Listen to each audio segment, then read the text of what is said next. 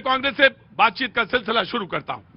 प्रतीक जी, आपका तो बंगाल से बड़ा प्रेम है। हाँ, नहीं प्रेम क्या है, मैं कोशिश तो करता हूं तमिलनाडु से भी उतना ही अच्छा हो जाए, मलयालम से, लेकिन अब क्या बताएं, भाषा एक ही सीख पाया, इसके अतिरिक्त हिंदी के अलावा तो बांग्ला थोड़ी बहुत आ गई मुझे। हाँ जी प्रतीक जी, आज जितने लोग यहाँ मौजूद हैं, मैं बंगाल से पहले उनको बिहार लेके जाना चाहता हूँ।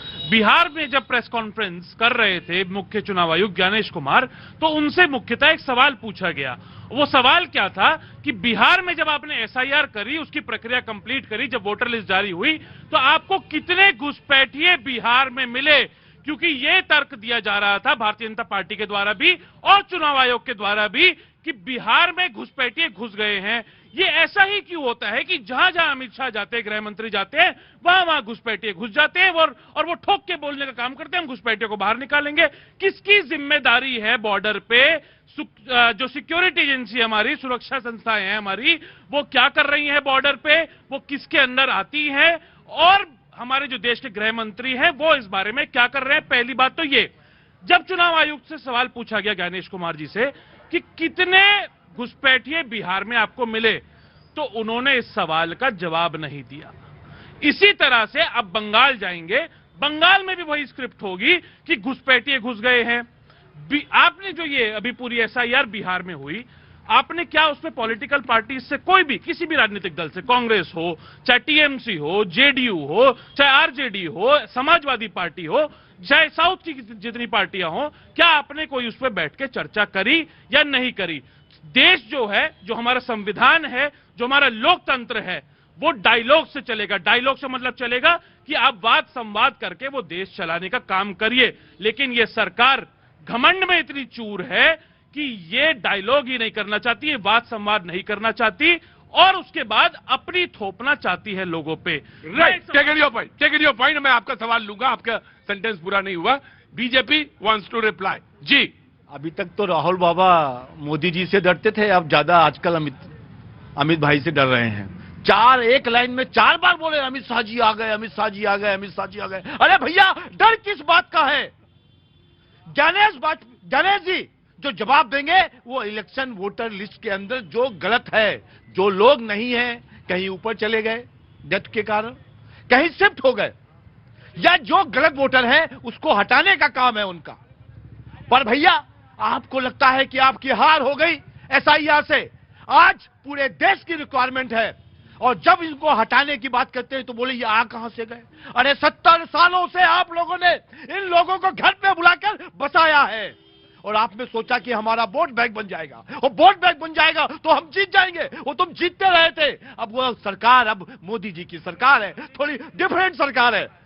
वो ना तुमको जीतने देगी उन लोगों के बदौलत जो दूसरे देश में आकर भारत में रहते हैं, देश दूसरा है और यहीं के खाते हैं, यहीं का पीते हैं और यहीं पे बम लगाते हैं। इसके दोबारा करने नहीं दिया जाएगा। अज्ञानता का परिचय इन्होंने क्या? अरे जब हम करते तुम लोग भी काहे बोलने लगते हो? हम तो थोड़ा ब्रेक लेते हैं बीच में। हाँ जी, बोलना चाहिए। हाँ, अच्छा। बहुत जरूरी है। हाँ। क्योंकि पता है महंगाई इतनी है। हाँ। और मद्दा इतना, लेडीज क्या करे? हाँ। ठीक है, उसमें महंगाई बढ़ने ही रही है। महंगाई बढ़ रही है। नहीं, वो ठीक है, मैं कोई बात नहीं, बोलिए। महंगाई ज्यादा है। महंगाई ज्यादा है, महंगाई ज्यादा। जी, कांग्रेस। इन्होंने अज्ञानता का परिचय भी कैसे दिया, मैं आपको समझाता हूँ। इन्होंने कहा 70 साल में कांग्रेस। भाई रुको, आराम से, मैं आ जाऊँ। जिसको बोलना है हाथ उठाएगा। जी, हाथ उठाओ, मैं आता हूँ। शुभेंदु जी ने अज्ञानता का परिचय लोगों को समझना चाहिए। इन्होंने अभी बोला कि 70 साल में जब कांग्रेस की सरकारें थी तब घुसपैठिए आ गए, इसका मतलब उनकी वोट बन गई। 2014 में जब प्रधानमंत्री नरेंद्र मोदी प्रधानमंत्री बने और भारतीय जनता पार्टी की सशक्त सरकार बनी, 2019 में सरकार बनी, 2024 में सरकार बनी, इसका मतलब तो यह है कि घुसपैठियों के वोट पाकर भारतीय जनता पार्टी ने सरकार बनाने का काम किया। दूसरी बात, इन्होंने बोला कि मृतक लोगों को हम ऐसे बोलना नहीं चाहिए। मैं आ रहा हूँ, शुभेंदु आ रहा हूँ। बड़े संवेदनशील व्यक्ति, इनको बोलना नहीं चाहिए था कि जो लोग ऊपर चले गए। इस तरह की संवेदना रखनी चाहिए लोगों के लिए। जो लोग जिनकी मृत्यु हो गई और जिनको मृत घोषित कर दिया गया, एसआईआर में कुछ ऐसे भी लोग हैं, हम कितने लोगों के साथ, ऐसे लोगों के साथ चाय पिए कि जो लोग मृत घोषित कर दिया गया लेकिन वो आज भी जीवित है, लेकिन उनका नाम वोटर लिस्ट से काट दिया गया।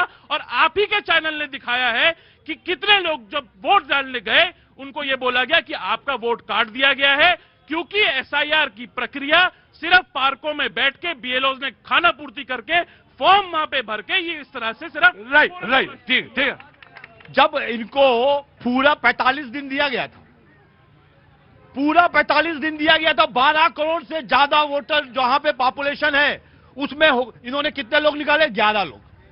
12 करोड़ में 11 लोग को बताया, इतनी बड़ी गलती थी तो वहां पे तो 45 दिन का समय दिया गया था ना आपको, आप बता देते इसको ठीक कर दो। उन्होंने तो ठीक कर दिया, जितने लोगों को आपने दिया। एक भी एप्लीकेशन नहीं आई, एक भी एप्लीकेशन नहीं। अरे क्या हुआ पब्लिक में? महंगाई का बात। यार ये देखो भाई, ये हाँ रुको रुको, मैं आ गया, मैं आ गया। मैं पब्लिक जो है कह रही महंगाई पे बात हो। मैं आ गया। देखो भाई, अरे फिर तुम शुरू हो गए। राजस्थान आपका साइकिल के व्यू, पब्लिक कहती महंगाई ज्यादा, इस पर बात हो। अरे मैं आ गया। अरे कोई महंगाई नहीं, कोई भी अंदर आओ, देश गलाल पूछेगा सवाल, आ जाओ अंदर, जल्दी आओ। मैं आ रहा हूं तुमसे। महंगाई कौन बोल रहा था? हाँ मैं आ रहा हूं। रुको एक मिनट, रुको, तुम पहले आओ, इधर आओ जी। मैं आ रहा हूं, शुभेंदु आ रहा हूं। Just give me a second. तुम ये नहीं बुलाएंगे, तुम बाहर जाओ और चुपचाप अपनी बात बोलो। वहां जाओ, आप वहां जाओ, यहाँ जाओ। हाँ जी बोलो, देश गलाल बोलेगा सवाल, इधर आओ जी, बोलो।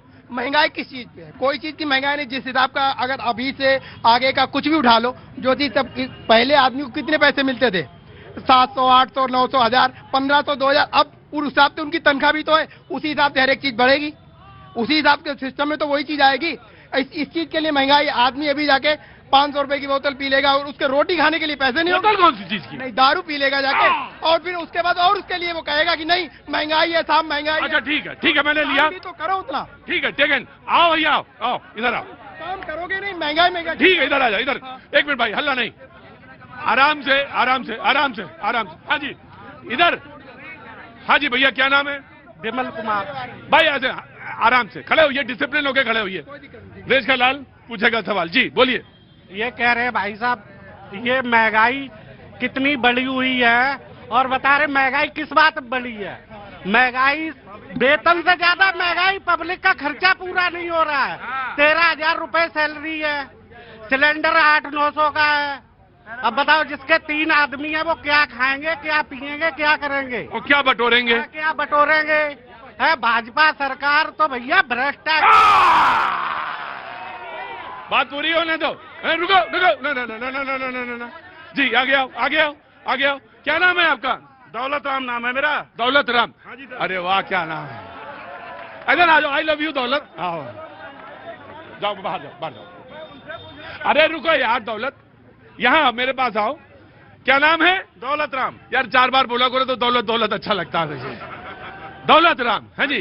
दौलत राम, क्या पूछना चाहते हो? महंगाई के बारे में सवाल करते हैं कि महंगाई बहुत हो चुकी है। 2014 के पहले क्या सब कुछ फ्री मिलता था? सब कोई फ्री में था? 2014 के बाद वो ये कह रहा है, नहीं वो ये कह रहा है। मैं बात सुनो, नहीं आप कह लीजिए भाई। आप पेट्रोल का दाम कितना था 2014 में? पेट्रोल का दाम कितना था पहले? तो तुम भी बताओ कितना था, और आज कितना है? ज्यादा है। कितना परसेंट है? हाँ, ज्यादा है। कितना परसेंट है? जो पेट्रोल की महंगाई बढ़ी है कांग्रेस के टाइम में 67%, 70%, 80% बढ़ी है। बीजेपी की सरकार के टाइम में 15%, 20% बढ़ा है। अब उसका पहले ले लो, गूगल खोल लो। अच्छा ठीक है। दौलत वो ये कह रहे थे कि वो ये कह रहा था कि 13,000 मिलते हैं और इसमें परिवार को चलाने में थोड़ा कष्ट है, थोड़ा नहीं कष्ट है। तो वो ये बात कह रहे थे। नाराज होने की बात नहीं है, बात आपकी भी सही हो सकती है, बात उसकी भी सही हो सकती है, जायज बात है, सुनना चाहिए। सर अगर आप मेहनत करोगे तो पैसे बहुत है, अगर मेहनत नहीं करोगे, घर पे बैठे रहोगे तो पैसे कुछ भी नहीं है। ये